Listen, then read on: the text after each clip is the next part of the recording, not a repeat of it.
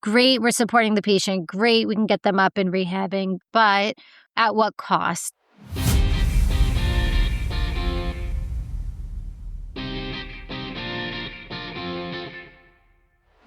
You're listening to Pete's Crit Podcast. I'm Alice Shanklin, a pediatric intensivist at Cohen Children's Medical Center in New York. And I'm Zach Hodges, a pediatric intensivist at the University of Texas Southwestern in Dallas. Yes. And we are here with the Tanya Perry, also from Cohen Children's. Tanya, can you introduce yourself? Tell the audience who you are and what you do. Yes, thanks for having me. My name is Tanya Perry. I am a cardiac intensivist at Cohen Children's Medical Center in New York. My background is that I have training in both PICU and pediatric cardiology. So I did my PICU training here at Cohen's and then pediatric cardiology in Cincinnati Children's Hospital. And then I stayed there on faculty to get some experience in CICU and also in ventricular assist devices and heart failure. And after a couple of years of doing that there, I came over here to be on as faculty as the medical director of the VAD program and in the CICU as staff. That's incredible. What a great career arc already up to this point, getting dual training and now the director of the VAD program. I have so much to learn here. I'm excited to get into the topic. As we jump into VADs and all things VADs, any conflicts of interest to disclose? I do not.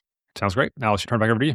All right. So we are on together in the PICU. We have a 16-year-old girl. She's 55 kilos, coming in with acute decompensated heart failure and acute hypoxemic respiratory failure, secondary to myocarditis, requiring VA ECMO cannulation with an atrial septostomy for LA decompression. On ECMO day 11, her lungs have recovered, but her function remains poor, and the team starts to discuss other forms of mechanical support. So we've given you a patient that started on VA ECMO.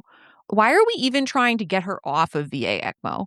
It's only been 11 days. What are the main differences between VA ECMO and a ventricular assist device? And why might it be good to get her off of ECMO onto a VAD? Yeah, great question. So ECMO is great for rapid deployment and acute decompensation. But once you're getting further out from that acute decompensation and you're still requiring mechanical circulatory support to support them, that's when I start thinking about transitioning to a ventricular assist device. So the main difference is that I think of ECMO as a heart-lung support. So it can provide oxygenation, ventilation if the lungs are still sick. A ventricular assist device, there's many different types, but I think of that as heart-only support. So if the lungs have recovered, the end organ function is recovered, and you're really just supporting that myocardial recovery or transitioning them to longer-term therapy, that's when I start thinking of transitioning to a ventricular assist device. So there's a couple of benefits to that. We know that there's improved survival with ventricular assist devices. So there's a bunch of different studies that look at outcomes in ECMO, outcomes in VAD, and outcomes post-transplant in VAD or ECMO support. And so we know that the long-term post-transplant outcomes of patients supported by a VAD are similar to those who never needed mechanical circulatory support at all, and also better than ECMO-supported patients going into transplant. So while they may need to be on an ECMO initially, once you're able to transition to a ventricular assist device, you're looking at improved outcomes. There's a lot of advantages of that. There's higher risk of thromboembolic complications, higher inflammatory response with ECMO because of the oxygenator being present there. Adverse event profiles are device-specific, but overall better profiles than ECMO. So once you're getting further out, like this patient is on day 11, I start thinking about transitioning to a VAD. Oh, interesting. So it's not just if someone's so sick that they're stuck on ECMO and they need a heart, they're going to do worse, but also like they're more inflamed, they may have strokes, like there are a lot of things. Yes. And when you're thinking about rehabbing them, so if you want to get them up and out of bed and working with rehabilitation, VADs are also usually more conducive to that. So getting them stronger and healthier, getting them off the ECMO circuit sooner rather than later is something we start to think about. And just thinking about the anatomy of an ECMO circuit versus a ventricular assist device, the first thing that stands out to me is the lack of an oxygenator in a VAD. Do you want to tell me more about why that's significant, how that might have significant upsides, but also challenges? Yeah, so oxygenators have a lot of surface area. So when you're looking at the blood from the patient being exposed to foreign devices or plastics and tubing and the surface area of an oxygenator, they have more inflammation from that. So when you're looking at a ventricular assist device, there's less exposure to foreign material, and that translates theoretically to less inflammation, and so less thrombogenicity, less blood clots, less risk of stroke. So decreasing that exposure is something we definitely want to do sooner rather than later. Oh, nice. Now, prepping for this episode, we were joking. It really made us think back to our CICU time in fellowship because as soon as we start talking about VADs, you start to hear a whole bunch of different words, right? You're like LVAD, BiVAD, RVAD, SVAD. What types of support are available? What are they? How are they actually interacting with the ventricles? Yeah, so one of the first things we think about is cannulation strategy if we're going to do a ventricular assist device. And it's exactly what you said. So LVAD, RVAD, all these acronyms, what do they stand for? It's really about what ventricle you're supporting. So if you have a patient with two ventricles, so biventricular heart, you can support the left side of the heart, and that's an LVAD, left ventricular assist device. You can support the right side of the heart, RVAD, right ventricular assist device. A patient who has biventricular failure, so both ventricles are not squeezing well, might need biventricular support, and that's when we're talking about a BiVAD, which is really just an LVAD and an RVAD. And then we also say SVAD, that's when you have a single ventricle patient, so they only have one ventricle. So if you're supporting them with the ventricular assist device, it's really SVAD because it's their single ventricle. It's not a left or right side of the heart because there's no sides. It's just the single ventricle that we're supporting. That's also a classic with the CICU nurses. You call it an LVAD. The CICU nurse calls it an LVAD, and the attending's like, this is a hypoplastic left. Yep. Classic. Okay. Yeah. And then can you tell me a little bit more about the BiVAD? I feel like this must be a rare scenario to need like two devices for both ventricles. Yeah, it's interesting, especially in pediatrics. They may come in with biventricular failure, but often the right side ends up recovering. Not always, but often. So if a patient has a left side failure and right side failure, and they need both sides supported, we may end up putting in a biventricular assist device, so both sides. And often they don't need the RVAD long term, but they do need the LVAD long term. It also might go the other way where you put in a left ventricular assist device and you're waiting to see if the right side recovers or not. And often enough, when you decompress the left side of the heart by supporting that left side with an LVAD, the right side actually gets better and you don't need the RVAD. So often we're looking at the right side not to be perfect, but to be good enough to get through recovery of the left side and do okay on its own. So in kids, we're often doing this game of waiting to see if the LVAD is just enough or if we're going to need a BiVAD. And that's something that's very individualized that you have to monitor for closely. But sometimes we need it up front, and sometimes we can wait and see if we need both sides supported. And it seems clear that if you have one device, that should be lower risk than having two devices. So trying to not oversupport, yeah. Yes, absolutely. There's a lot of data showing that there's higher risk of stroke and other adverse events if you have two devices, just like you said. I have some kind of the next logical questions are like overviewing the plumbing. So like where's blood being drained from? Where is it being delivered to? And I suspect that might be somewhat dependent on which device is employed. So it's kind of an open-ended question for you. Let's learn more about how we help blood flow in and out of the heart and then what devices are available to support. Absolutely. Yeah. So there's a few different devices available in children. I'll talk about the cannulation strategy a little bit with that and what the options are. So one of the most versatile devices that we have that are used in children and adults, any age, babies up until adulthood, is the continuous flow paracorporal devices. So paracorporal means the pump is outside the body, but the cannulas are sitting inside the heart. And CentriMag, PediMag, those are the most common types that we know. There's been other continuous flow paracorporal devices like Rotaflow, but that's more historical. So currently, if you think of a CentriMag or a PediMag, that's your paracorporal continuous devices. And cannulation is, if it's an LVAD, it's a left side from the left atrium or the left ventricle, pulling blood from there and returning it to the aorta. These are good. Typically, they're for short-term support, but there are a lot of institutions using longer-term cannulas with these devices and then using these to support patients long-term in smaller infants or kids that their institution prefers CentriMag over Berlin. So I mentioned Berlin. That's probably the next most common one that we talk about in small children pediatrics. The Berlin Heart X-Core is actually a pulsatile device. So it's a paracorporal pulsatile. So these kids will have a pulse, whereas your continuous flow may or may not have a pulse. And your Berlin it's versatile for long-term bridge to transplant typically. So this can be in kids small infants, and usually they're up to about 20 kilograms, because once you're over 20 kilos, we have better options with better adverse event profiles and better quality of life profiles. So up until about 20 kilos long-term device, most institutions will use a Berlin heart. And this can also be used to support via LVAD, RVAD, or BiVAD, or SVAD. So can be cannulated the same way as your CenturyMag, but these are made for longer term support. And these kids have certain cannulas that enable them to do more rehabilitation. They can't be discharged from the hospital, but they can be doing physical therapy, up in bed eating, walking around, playing, shooting a basketball if you have a basketball hoop in the room. So these kids can be up and mobile, but they're living in the hospital for a long period of time. In your bigger kids, so now if you're looking at long-term support and greater than 20 kilos or so, give or take, and they need long-term support, then we're talking about intracorporeal continuous devices. So intracorporeal meaning the pump is inside the body, inside the heart, and they are able to go home from the hospital with this. So this is your HeartMate 3. That's the most known one. There's been other types and models, but currently the HeartMate 3 is the one that's used for this.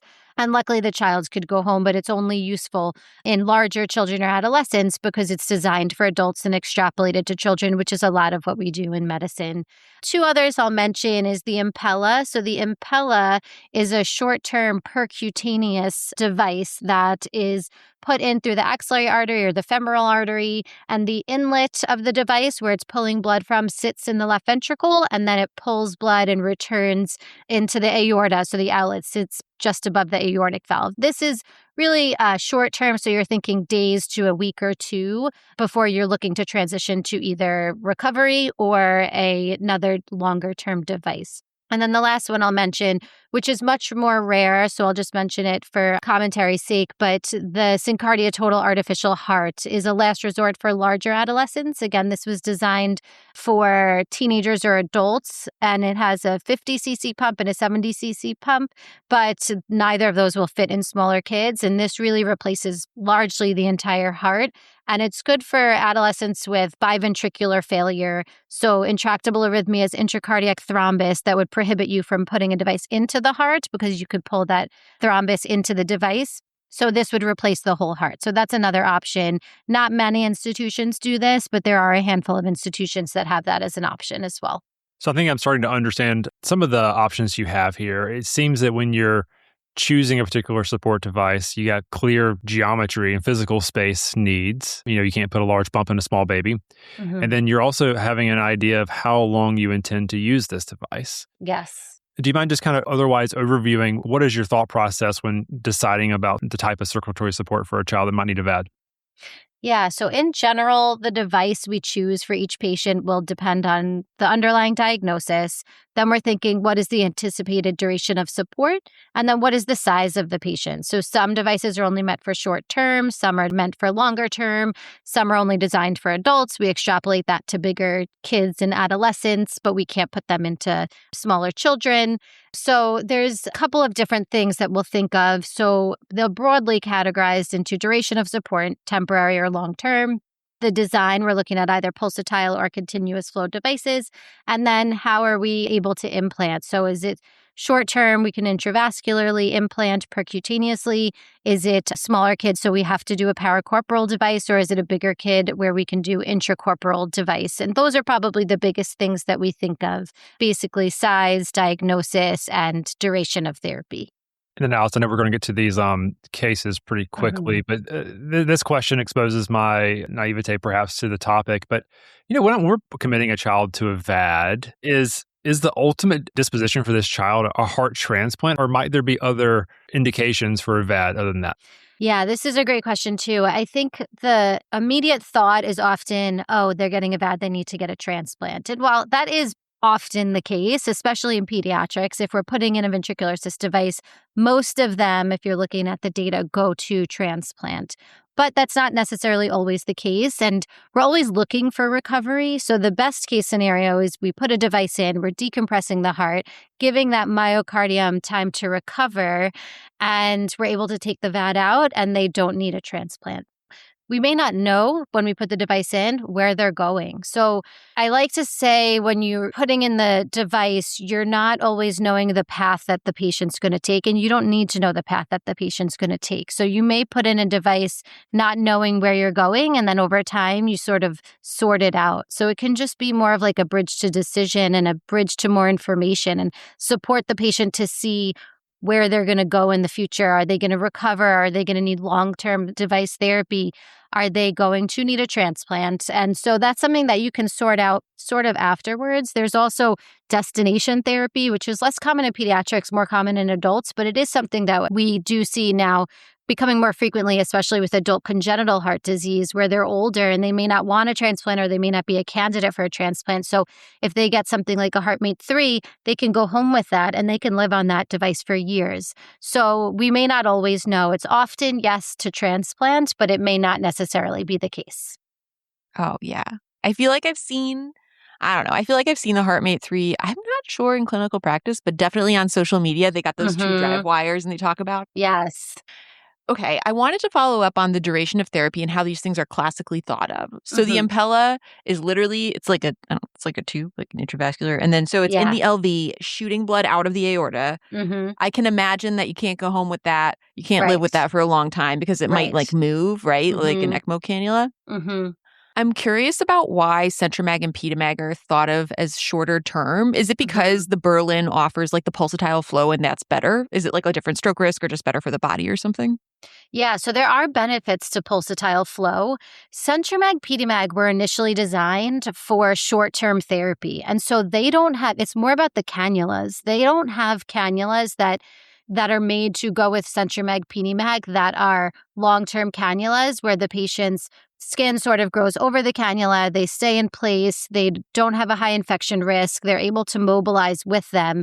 Berlin Heart does, but there are some institutions who are now using Berlin cannulas with a Centramag or Pedimag. So while yes, the initial answer is Berlin was designed for long-term therapy, yes, there's theoretically a benefit to pulsatile flow. Centramag, Pedimag were just designed for temporary support, but mobilization might be better with Berlin cannulas and Centramag, Pedimag compared to Centramag, Pedimag with temporary cannulas. So they used to use really only just like bypass cannulas that are used for hours to days. But now if there are some institutions who prefer Centramag, Pedimag over Berlin, and they'll use the Berlin cannulas, and they're doing very well with rehabilitation and long-term support, but most institutions still use Berlin for long-term. But it really comes down to the cannulas. We need better cannulas. We need better devices. But long-term cannulas used with Centramag, Pedimag can be long-term therapy. Oh, nice. I'm interested to know more about maybe some of the theoretical benefits of pulsatile flow and if the evidence can corroborate this. And there must be some limitations because only one of the devices you've shared has pulsatile flow, right?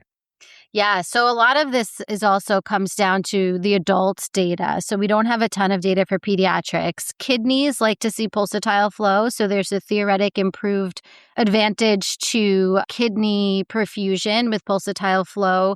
It's also about von Willebrand factor and shearing stress of the vessels and the GI tract, so to also see pulsatile flow. So a lot of this is theoretical. Some of it is not theoretical. It's true and seen in adults with HeartMate 3s. They've studied, but it's still not enough to say pulsatile has to be what we use. And a lot of the devices have less thrombus risk and less hemolysis if they're designed in a way that it's still continuous flow, but it's a better device. So it's a lot of unknowns, I think, still. Well, that's very fair. Yeah. Okay. Before we're just going to do one more rapid fire. Which VAD would you put in this patient, or which VAD could you put in this patient? And then we'll move into the sort of day-to-day management. Let's do it. We've got a 16-year-old, 55 kilos, myocarditis, not getting better after 11 days of ECMO.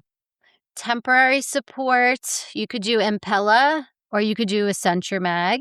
Long-term support, we could do a HeartMate 3. They could also get a total artificial heart, but probably not necessary in this case. So I think if you're switching to short-term, but you want to get off ECMO and use a VAD, probably Impella or Centramag. If you are looking for longer-term support and you have a low likelihood of recovery, HeartMate 3 is probably the better option. Beautiful. All right. What about the same story, but it's a 3-year-old and they're like 15 kilos? 15 kilos, we're a little bit more limited in our options compared to the bigger kids. So temporary support, you could do a centromag, and then long-term support, really just your Berlin. Okay. And what about a neonate that is 4 kilos? Still a candidate? Yeah, still a candidate, still probably similar options to the 3-year-old. So temporary support, centromag, long-term support, they could go on a Berlin and stay on that for months to a year. Beautiful. Maybe a quick follow-up here. Like, I'm imagining, like, when you're deciding between short-term and long-term, you're like Yeah. thinking about the trajectory of illness. Like, is this child's Mhm. LV recovering? Are we starting to get better function on our serial echoes? Do you mind just overviewing, like, what do you call short-term support therapy? Is this like a 2-week horizon or 4-month horizon? Could you maybe define, like, what would be some aspects that you would see or that you feel confident about doing a short-term device versus what is clearly a long-term need? Sure. I think some of it is what is the underlying diagnosis. So if it's a kid with myocarditis and you're not sure if they're going to recover or if they're going to continue to decline or plateau and end up needing a transplant, but you're not sure yet and you want another week to decide, but you want to get off ECMO because their lungs recovered and their end organs are otherwise fine. And the function has recovered a little bit, but it's still not perfect. You could put in a short-term device and get off ECMO and reevaluate in the next week or two. So I'm thinking like days to weeks with that. If it's a patient with congenital heart disease who has very poor function, AV valve regurg, and we don't see them having another option for their next stage of congenital heart disease repair, and we know they're going towards transplant. Or if it's a patient who's previously had a transplant and they're having graft failure and they're in rejection and we don't expect this heart to recover and we want to relist them for transplant.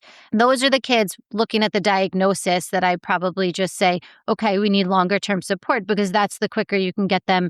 If they're older, you can get them out of the hospital. If they're younger, you can start getting them up and mobilizing to improve their overall trajectory and critical illness status to make them a better transplant candidate.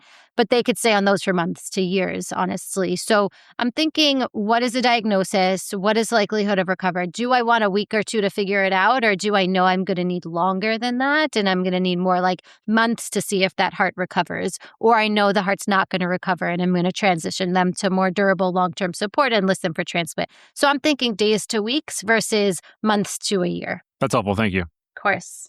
All right. Let's bring it back to our case one more time. 16-year-old, 55-kilo patient with acute heart failure secondary to myocarditis planned for a transition to an Impella LVAD on ECMO day 13. The PICU fellow has never cared for a VAD patient before and wants to prepare.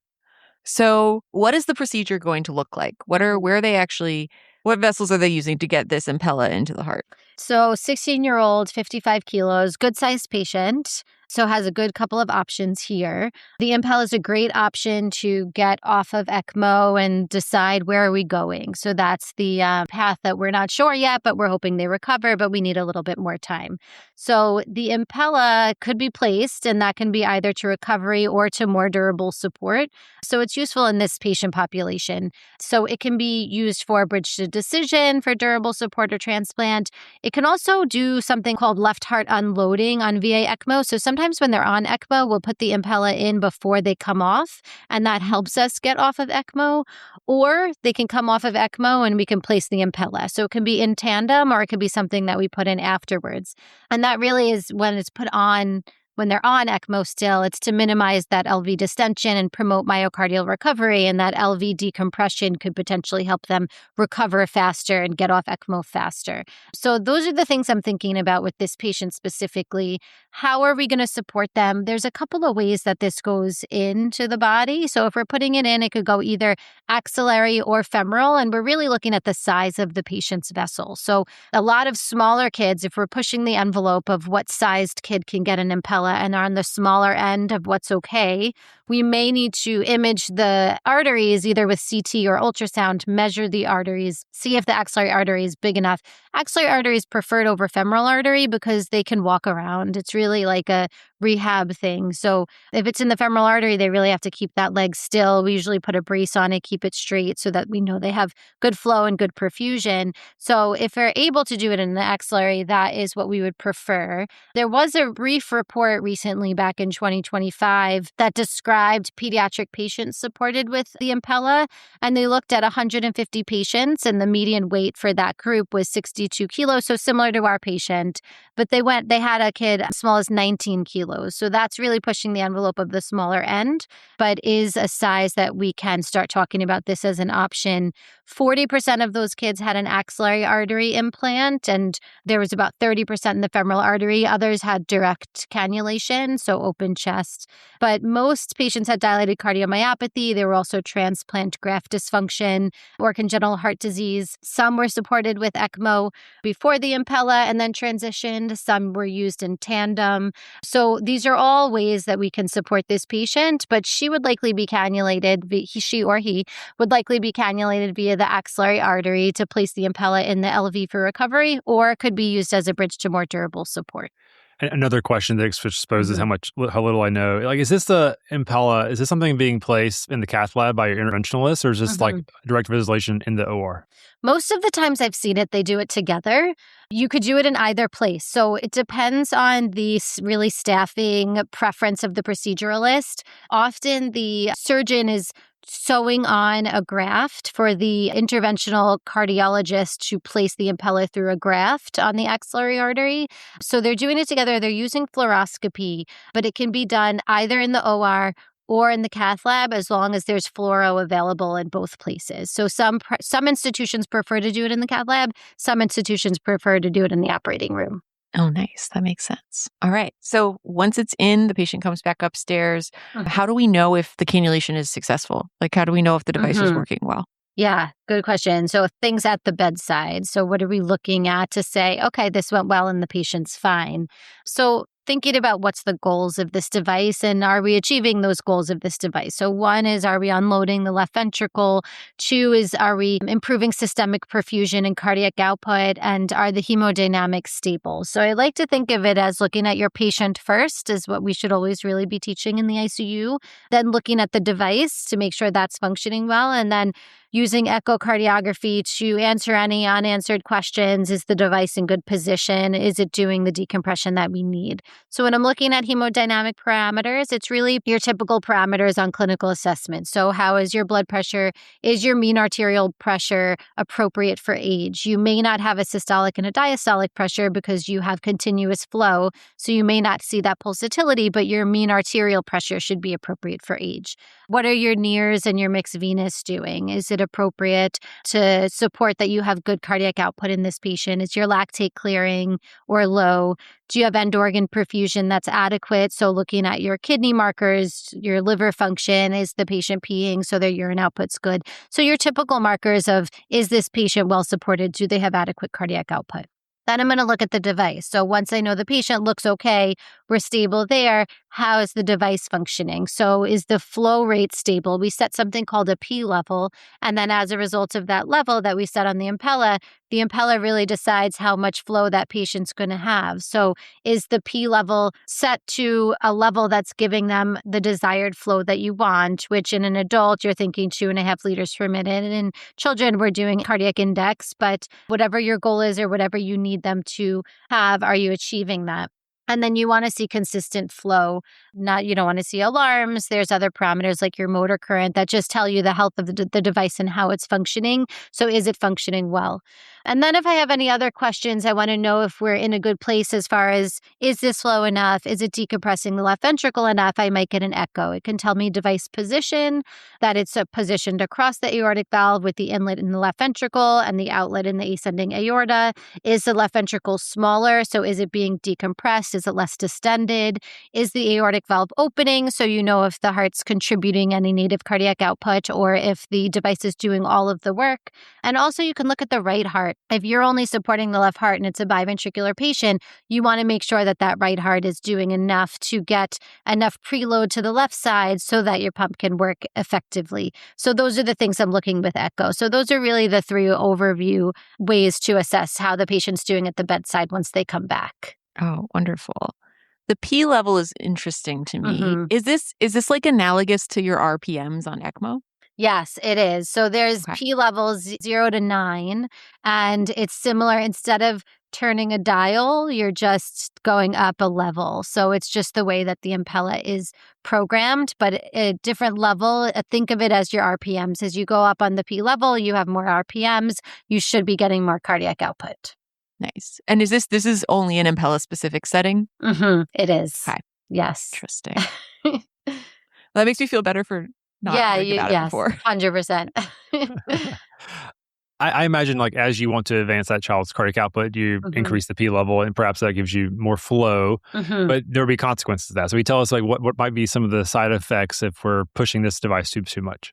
Yeah, so we didn't really talk about some other markers that we need to look at, which is hemolysis markers. So that is hemolysis we know from ECMO, we know from CentroMag, we know from other devices, happens typically more in continuous flow, but can help in pulsatile flow devices as well. But hemolysis markers have adverse effects on the kidneys mainly. Also, they can be anemic. So if you see your hemoglobin hematocrit going down, or you check your LDH, your plasma-free hemoglobin, your haptoglobin, and they're showing you that there's markers of hemolysis going on, you may have worsening of that as you go up on your device. So it can just be that your device is flowing too high and you're seeing more hemolysis from that device. It can also be that there's a thrombus present. So there's definitely something going on that you need to address if you're seeing more and more hemolysis as time goes on. So you may need to go lower on your flow, readjust your anticoagulation. So it's definitely something that needs to be monitored as well. So it's like the Impella's in there and then it's connected to a device that's coming out of your axillary artery or your femoral artery.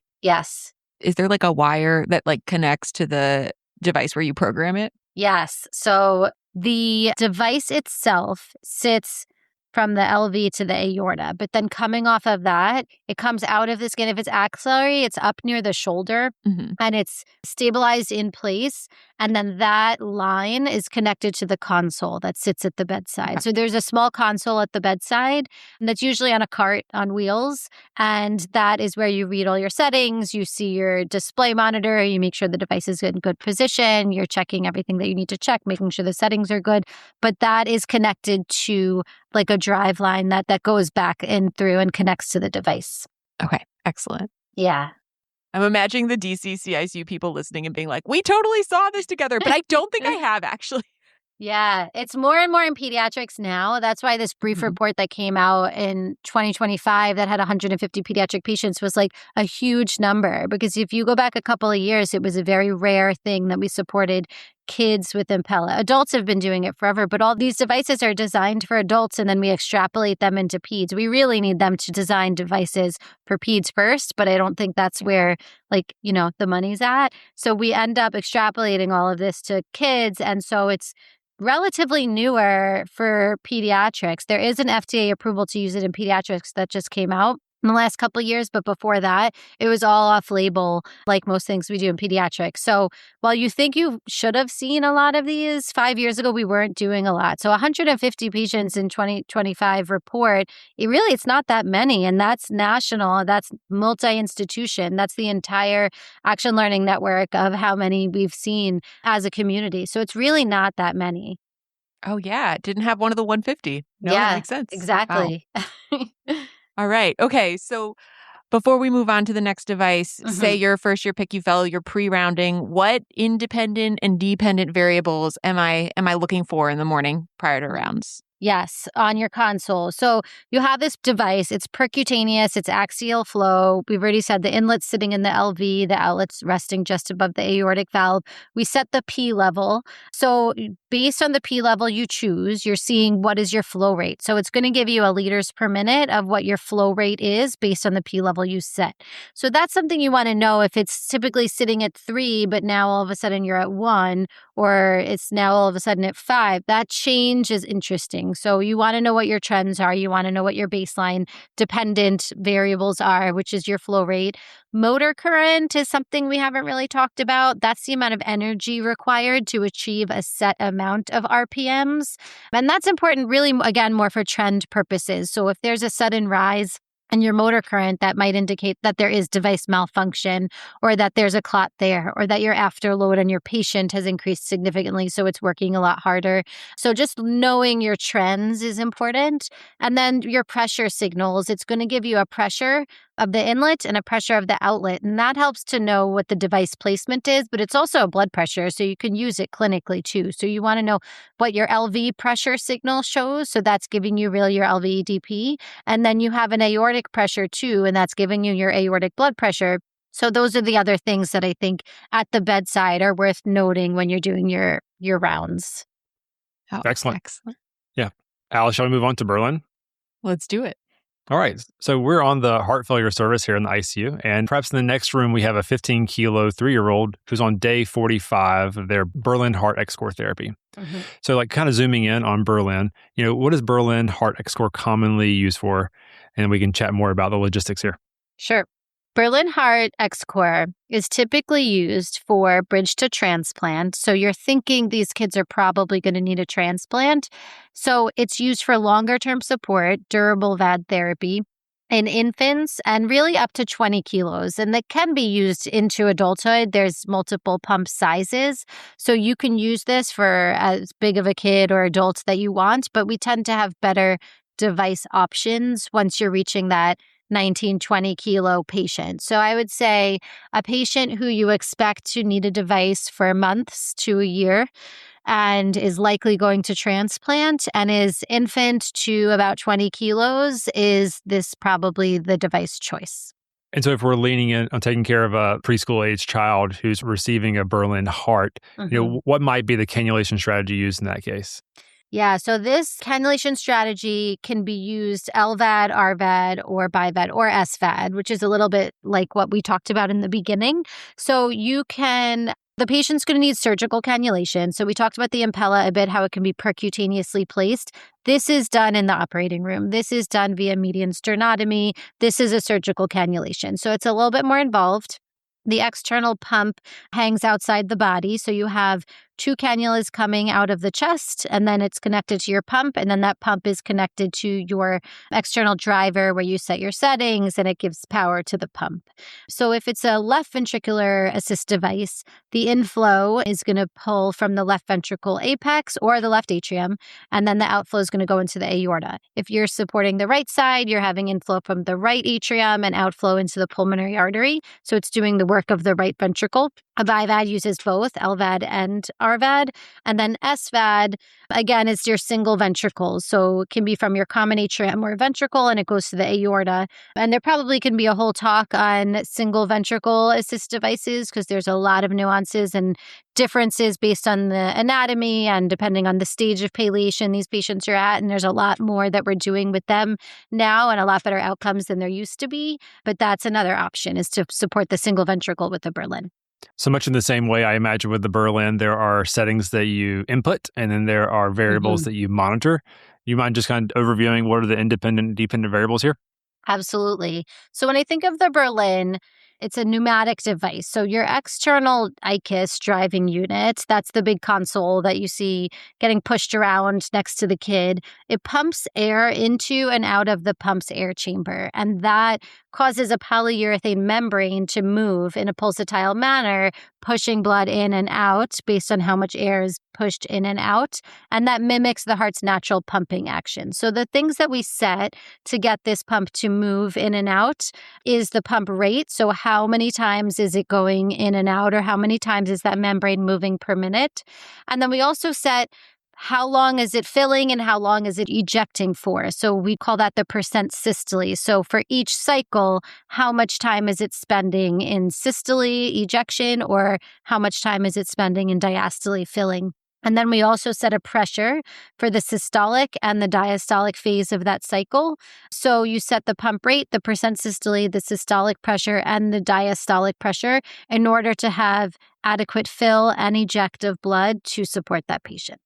What are the normal percent systoles and percent diastoles? And then is the systolic blood pressure and the diastolic pressure like my blood pressure goals for the patient? Would those numbers be normal? They are very different, actually. Well, percent systole, 40% is probably the average we start with. It's really from 30 to 50%. Systolic pressure for the left side for an LVAD around 180 to 220. Diastolic pressure around like minus 40. And you can adjust based on how much pressure you need for that to eject. Diastolic pressure, we're doing it in a negative because it's really pulling. It's a negative pressure with that air, and it's really from typically -20 to -40 is the starting point. So that's where we typically start, but we may adjust those if we're seeing poor fill or poor eject based on the patient. And that'll be variable based on the patient's size, the patient themselves, and also where they are in their clinical status. One day they might be at certain settings, and then you see poor fill or poor eject, you may need to change those day to day. Yes. And so looking at the fill and eject is an important part of your physical exam on a patient like this. Yeah. What do we teach our nurses and frontline providers and new attendings to look for? Yeah, so when we're looking at fill and eject, one of my favorite things to do is slow-mo on my phone. So if you record the device filling and ejecting with your camera on your iPhone and it's in slow-mo, it'll play it back to you slowly so that you can see. Sometimes it's really hard to see. Is it filling fully? Is it ejecting fully? Because it's moving so quickly, but it kind of slows it down so you can do a slower assessment and decide. And then also you can send it to your friendly heart failure doctor and say, hey, this is what I'm seeing. What do you think?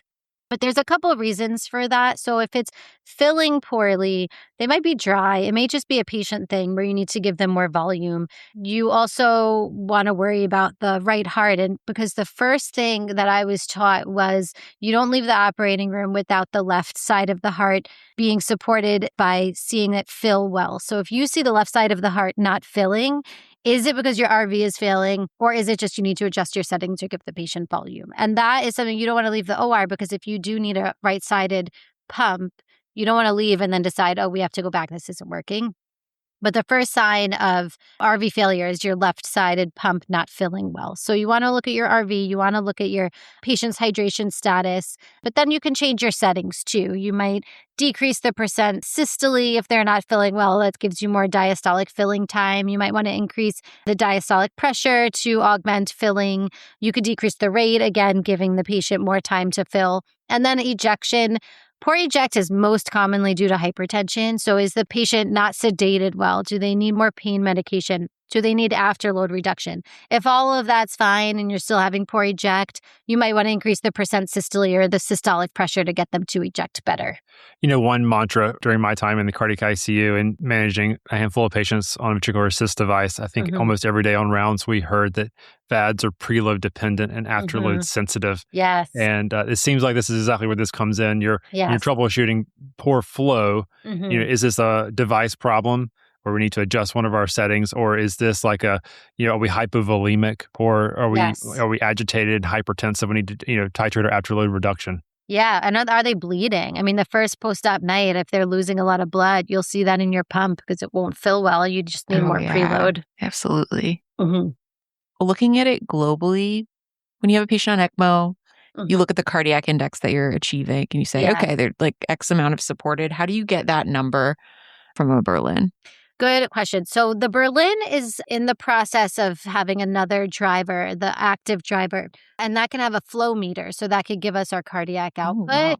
But that's still under trial, not FDA approved across the board. So hopefully at some point we'll have a better driver. But right now it's the ICUS that you're looking at that looks like it's like 100 years old and it's super heavy and it gives you really no data. There's some curves on the screen, but they really don't mean anything.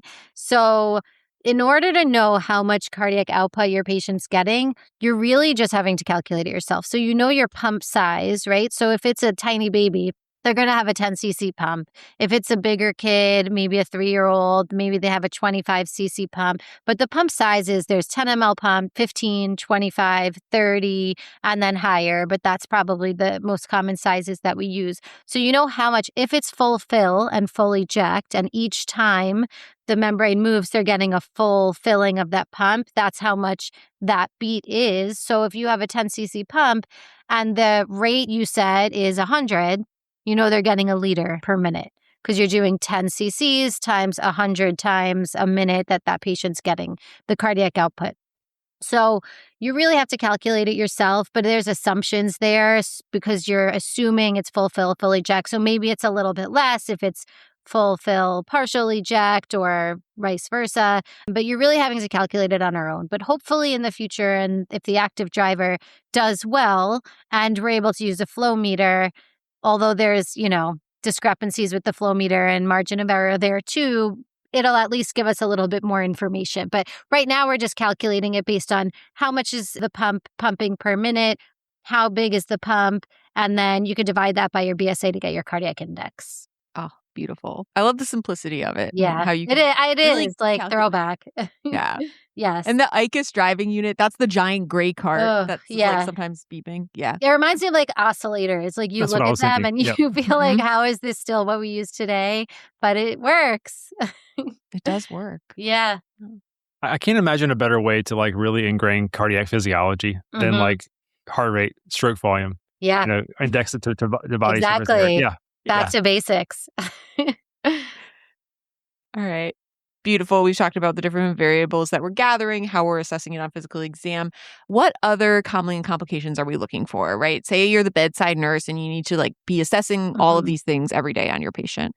Yeah, I think talking about the complications and what to look out for them is a huge part of this because great, we're supporting the patient. Great, we can get them up and rehabbing. Great, they're on a device that can get them to transplant. Their heart's well supported, but at what cost? So I think it's important to know what the complications are, know what we're looking for at the bedside every day and why this is such a high risk procedure.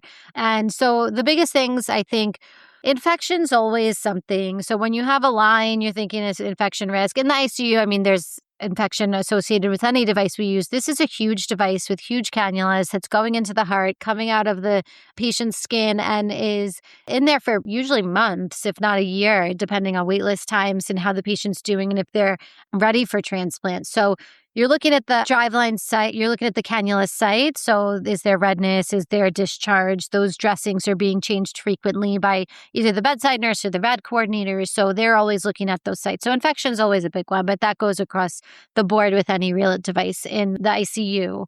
Bleeding, because they have to be fully anticoagulated, and clotting, which is why we're fully anticoagulated. So those are big ones. And the biggest issues with those, pump malfunction, if the clot is within the pump, but also stroke. So I think stroke is probably the biggest feared complication from these devices. It's terrifying. It's awful. It causes so much distress to the patient, to the family. And it's a huge spectrum of severity on these strokes. But a lot of what we do and a lot of what we've worked on in pediatrics, ventricular assist device management is stroke prevention because it's so, so important. So every morning we go in, we're talking to the patient, make sure they're at their baseline. We want to know what their baseline mental status is. So it could be a patient that has delays from other comorbidities or has deficits from prior injuries. So we want to know that. We want to know what their baseline is. We want to communicate that at the bedside daily. And if there's a change from that, we want to address it quickly. And we're also looking at the pump and the tubing for any clots or fibrin. So I think this is something that the nurses do so, so well. We do it, when we go in the morning, but they are looking at that pump all day, all night. So they know if a clot or fibrin changes. And things we're looking at is if it's a clot, it's really more dark and larger. If it's fibrin, it's usually those like smaller white marks that we see. Fibrin is a little bit less concerning, but when you see clots, you really want to perk up and pay attention to it and know what it looks like to decide what to do with it. So they're concerning clots if it's increasing in size quickly, if it's more than like 5 millimeters, if it's mobile, that's very concerning. If it's becoming darker or there's a lot more clot being formed quickly, those are things that we are talking about adjusting our anticoagulation for or considering even a pump exchange for. And that's when you get your perfusion team and surgeons involved.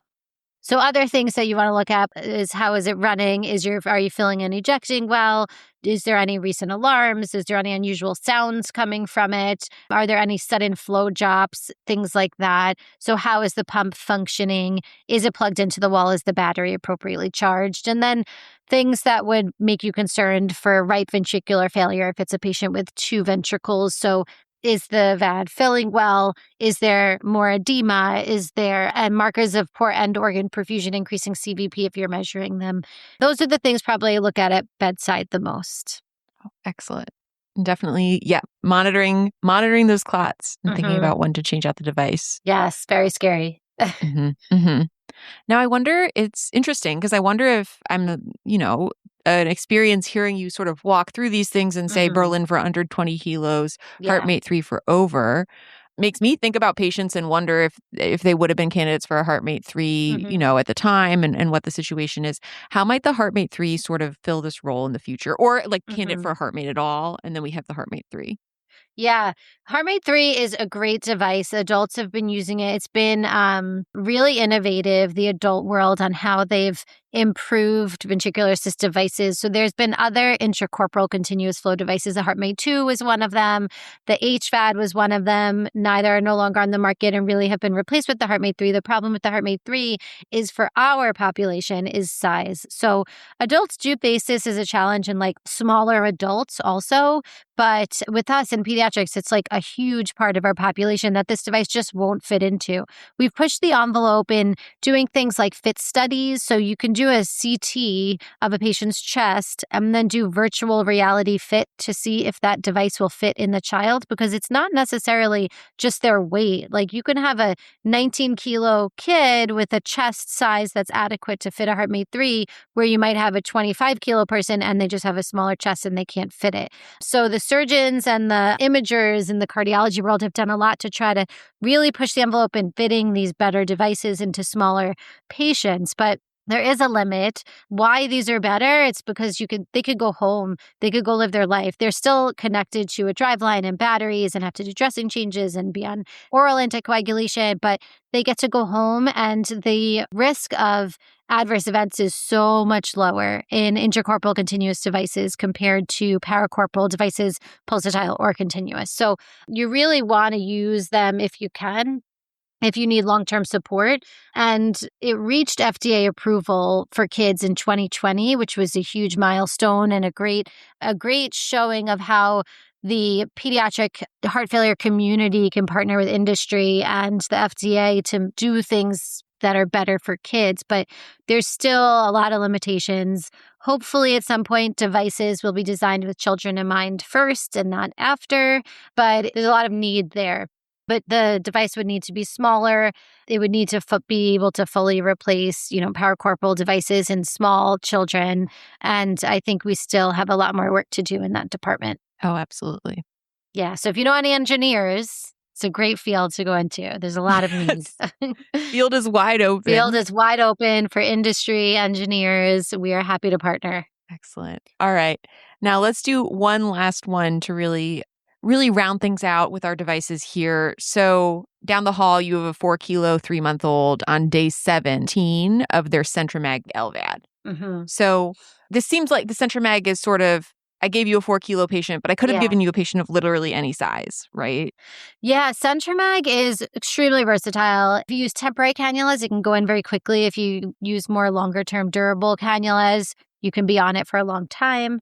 It's used really for any age, but in small children, the 4-kilo kid's a good example, because less than 5 kilos, we know adverse events are worse. And in Berlin, you need to use your 10 cc pump in a patient that small, and they're just a lot harder to manage. So even institutions that are very comfortable with Berlin would consider using Centromag in less than 5 kilos. We'll also potentially start on Centromag and then transition to Berlin. We'll also sometimes start on Centromag if we don't know how much cardiac output this kid is going to need. So if you have like a single ventricle patient who has a lot of collaterals and maybe needs a lot more cardiac output than you would expect, and you don't really know what size Berlin pump to use yet, they might need a 15 cc or they might need a 25 cc pump. You might start on a Centromag and then go to Berlin. So Centromag's a really versatile device that can be used temporary or long-term, can be used small kids, bigger kids, really any size.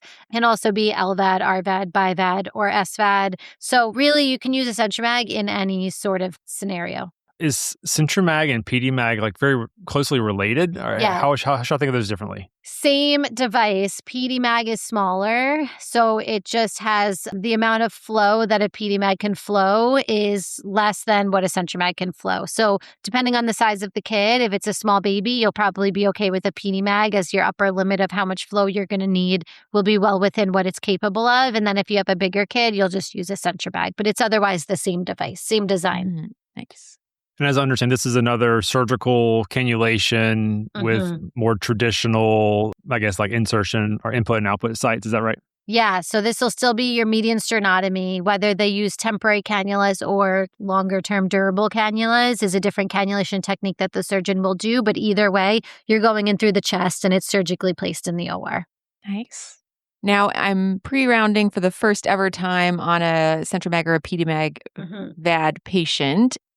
Am I right to kind of think that this is going to be a little more similar to ECMO? What are the independent and dependent variables here? Much more similar to ECMO, even in the sense that some ECMO circuits use CentroMag as their pump, and then they splice in the oxygenator, the tubing, everything else that they need for their ECMO circuit. So it really is very similar as far as what settings you're going to choose. The way you adjust your settings is a little bit different because you're now only supporting one side of the heart instead of the whole body, heart, lungs, as you would with ECMO. So you can't as easily just change settings without having concern for suction events or changing the configuration of that ventricular septum. But your settings are going to be the same. So you're setting your RPMs, and then you're getting your flow. And that's pretty much it as far as what your settings are and what you're looking at. Preload and afterload will affect this. So we talked about that a little bit. Continuous flow VADs are very sensitive to afterload. They're also sensitive to preload, where you need to make sure that they have adequate volume. So you want to optimize that, but you also want to prevent excessive leftward interventricular septal shift. So if you just rev up your RPMs on your CentroMag without looking at the heart under echo guidance, then you could suck in that interventricular septum to the left, and then you can have issues with flowing as well. So very similar to ECMO, except that you don't want to just rev up your RPMs or rev down your RPMs without really having good visualization or a good sense of why that's changed. Oh, that makes sense. Yeah, Harder to suck in the left ventricle, but still possible with too much negative pressure. Totally. I think really adjusting your preload and afterload is the management of this device. So you really like setting an RPM, getting a flow, and if that's changing, I really think of changing your preload and afterload based on the patient rather than continuously adjusting your RPMs, which is a little bit different from ECMO, but the principles are there. No, that's good. This was probably what I was exposed to the most in fellowship. And I do just recall us not titrating the RPMs very much and more so treating the patient, which I kind of felt a bit more comfortable with, honestly. Yeah. Makes sense. Anything unique to the daily assessment of patients on a CentroMag or a PediMag?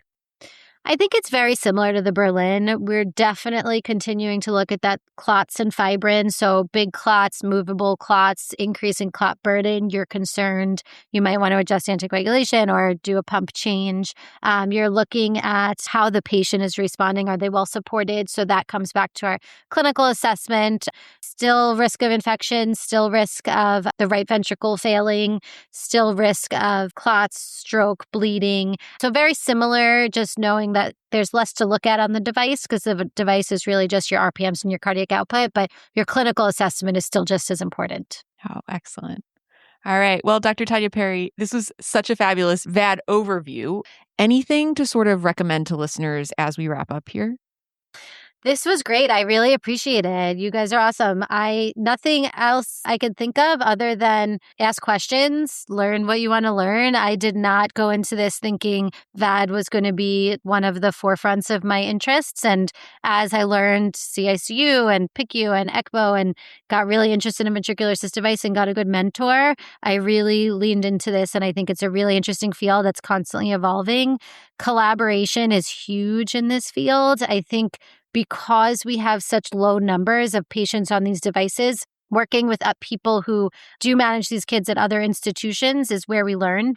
So we learn from each other. So you may have one institution that does high volume, which is 10 a year or 15 a year, and that's not that many. And then you have lower volume institutions. But if you collaborate with all of these institutions together and you share your experiences and what you learn and what you could have done differently without having an ego about it, I think is why this field has really evolved and we've improved outcomes over time. So I think it's a great field to be a part of. I think it's a great network of people to learn from, and it's been a great experience. Well, thank you again. And thank you for listening to this episode of Pete's Grit. Please remember that all content during this episode is intended for informational and educational purposes only. It should not be used as a replacement for medical advice. It's also worth noting that the views expressed during this episode by me, Zach, and our guests are our own and do not reflect the official position of our institutions. If you have any comments, suggestions, or feedback, you can email us at pedscritpodcast@gmail.com. If you want to help support the production of PedsCrit, you can find us on Venmo and Patreon. We've also had some light merch made in the form of PedsCrit laptop stickers, and if you include a mailing address with any contribution, we would be so excited to send you one. Thank you again for listening.